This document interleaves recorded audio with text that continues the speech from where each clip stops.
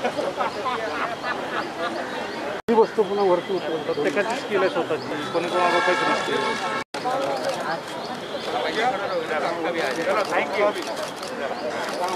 शिक्षा के साथ रहकर भारत के निर्माता स्वर्गीय राजीव गांधी जी आज भी हमारे दिलों में जिंदा है।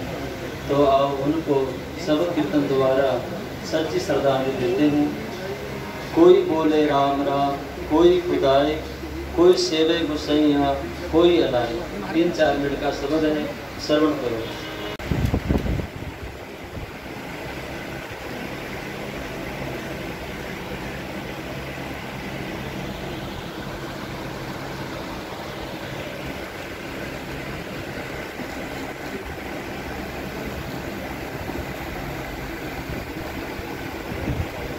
ओम शांति शांति शांति।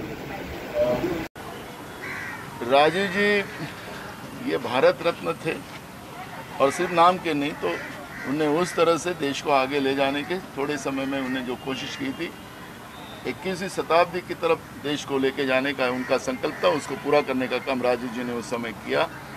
और युवाओं की प्रेरणा थी, देश के प्रति उनकी पूरी संवेदना और देश को आगे बढ़ाने का संकल्प उनका जो था वो उन्हें पूरा करने का काम किया। इसलिए आज हमारी नेता सोनिया जी गांधी उन्हें इस महामारी के इस बुरे समय में एक टास्क फोर्स बनाया, उसके अध्यक्ष गुलाम नबी आज़ाद जी है, और एक प्रोग्राम हम लोगों ने पूरे देश में चलाने का निर्णय लिया है। आज हम जो कोविड के जो पेशेंट है, भविष्य में कोविड के पेशेंट की बढ़ोतरी ना हो, इसलिए आज हम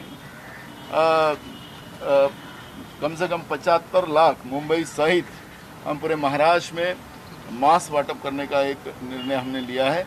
वो आज से हम लोग उसकी शुरुआत की है।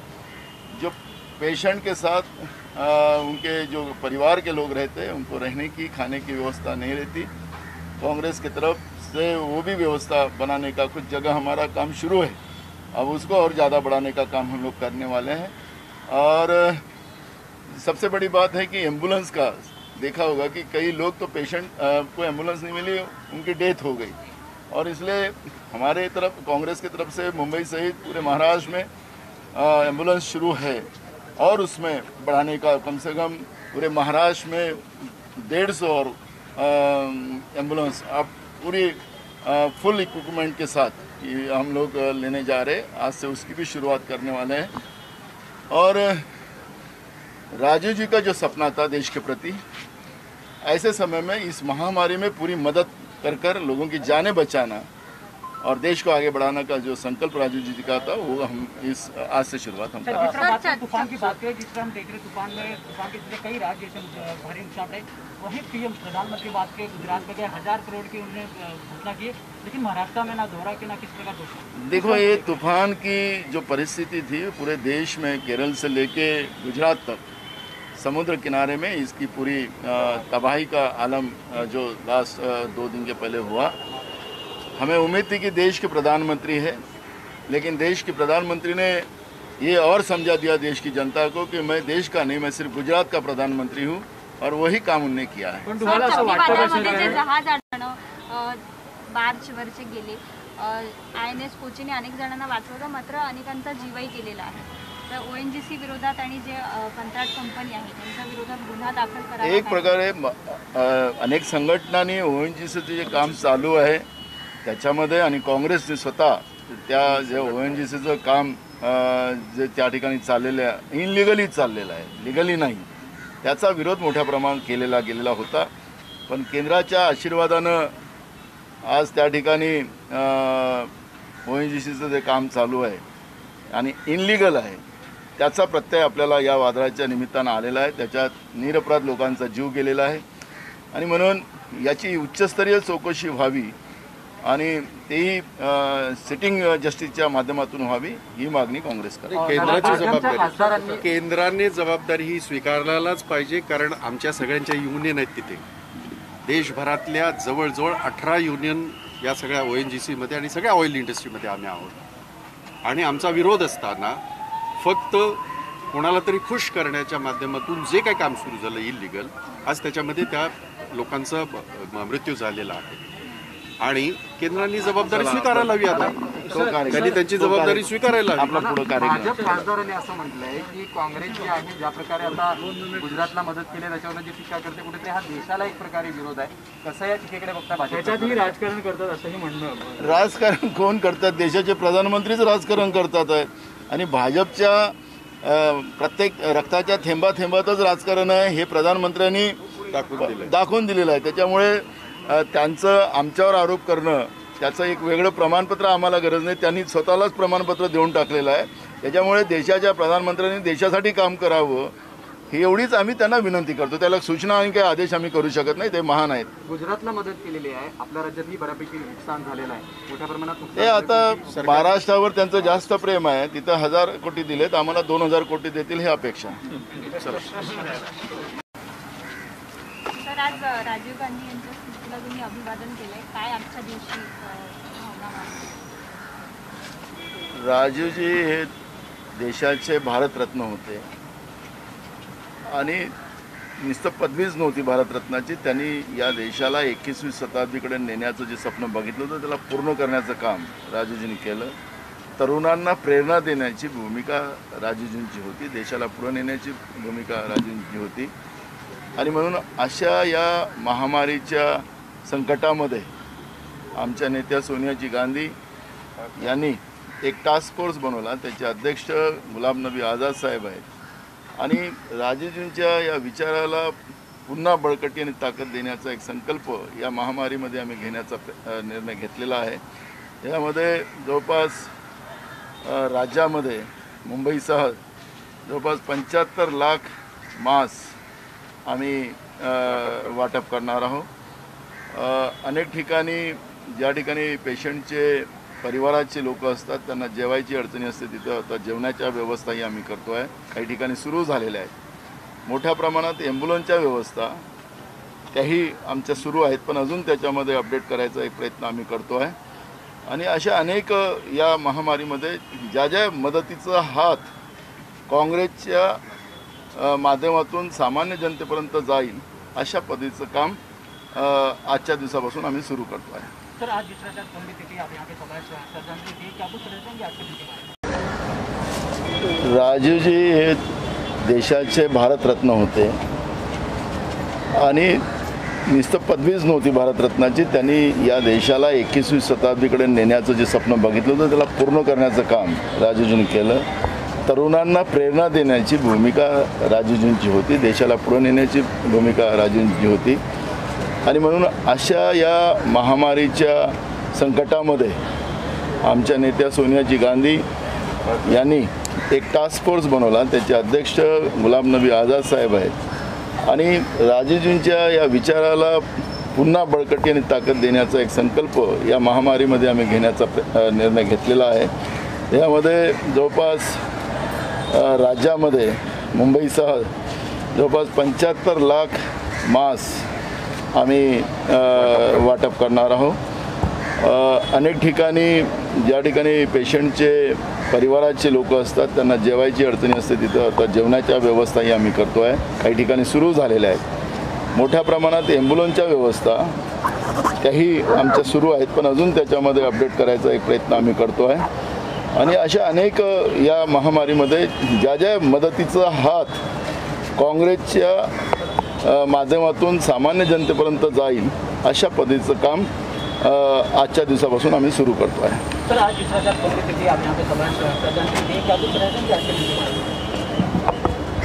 में? राजीव जी ये भारत रत्न थे और सिर्फ नाम के नहीं, तो उन्हें उस तरह से देश को आगे ले जाने के थोड़े समय में उन्हें जो कोशिश की थी 21वीं शताब्दी की तरफ देश को लेके जाने का उनका संकल्प था, उसको पूरा करने का काम राजीव जी ने उस समय किया. और युवाओं की प्रेरणा थी, देश के प्रति उनकी पूरी संवेदना और देश को आगे बढ़ाने का संकल्प उनका जो था वो उन्हें पूरा करने का काम किया. इसलिए आज हमारी नेता सोनिया जी गांधी उन्हें इस महामारी के इस बुरे समय में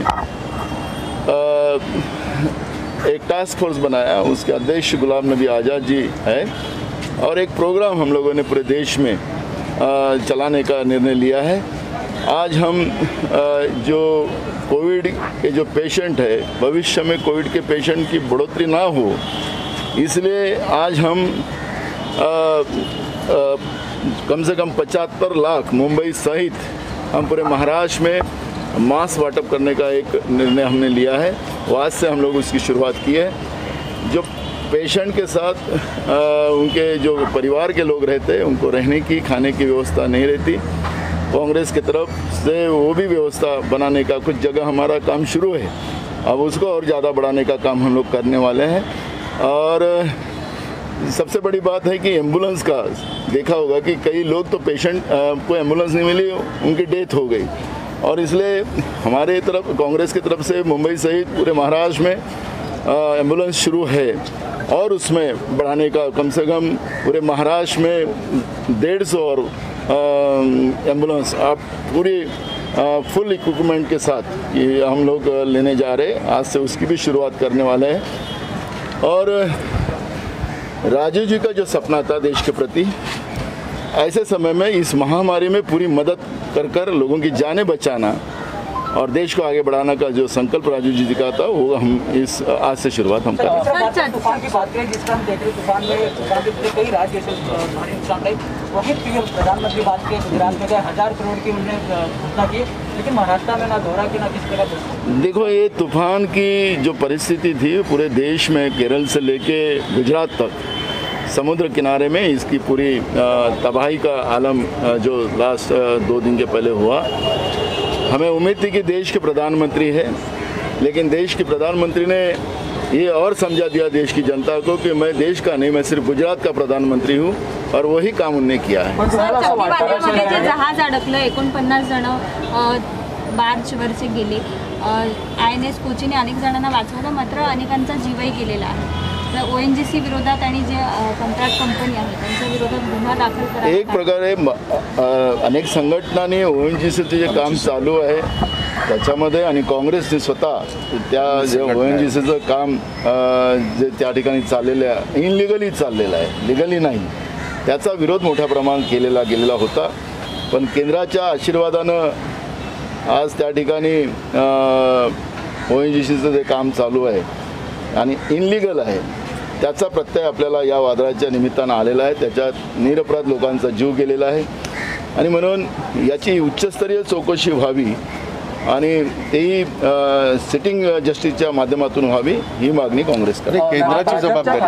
केंद्राने जबाबदारी ही स्वीकारायलाच पाहिजे, कारण आमच्या सगळ्यांच्या युनियन आहेत तिथे, देशभरातल्या जवळजवळ 18 युनियन या सगळ्या ONGCमध्ये आणि सगळ्या ऑइल इंडस्ट्रीमध्ये आम्ही आहोत, आणि आमचा विरोध असताना फक्त कोणाला तरी खुश करण्याच्या माध्यमातून जे काही काम सुरू झालं इल्लीगल, आज त्याच्यामध्ये त्या लोकांचा मृत्यू झालेला आहे, आणि केंद्राने जबाबदारी स्वीकारायला हवी। आता त्यांनी त्यांची जबाबदारी स्वीकारायला हवी। भाजप खासदारांनी असं म्हटलंय की काँग्रेस जे आहे ज्या प्रकारे आता गुजरातला मदत केली त्याच्यावर जी टीका करते, कुठेतरी हा देशाला एक प्रकारे विरोध आहे। कसं या टीकेकडे बघता भाजप राजकारण करतात असं म्हणणं? राजकारण कोण करतात? देशाचे प्रधानमंत्रीच राजकारण करतात आहेत, आणि भाजपच्या प्रत्येक रक्ताच्या थेंबातच राजकारण आहे हे प्रधानमंत्र्यांनी दाखवून दिलेलं आहे। त्याच्यामुळे त्यांचं आमच्यावर आरोप करणं, त्याचं एक वेगळं प्रमाणपत्र आम्हाला गरज नाही, त्यांनी स्वतःलाच प्रमाणपत्र देऊन टाकलेलं आहे। त्याच्यामुळे देशाच्या प्रधानमंत्र्यांनी देशासाठी काम करावं,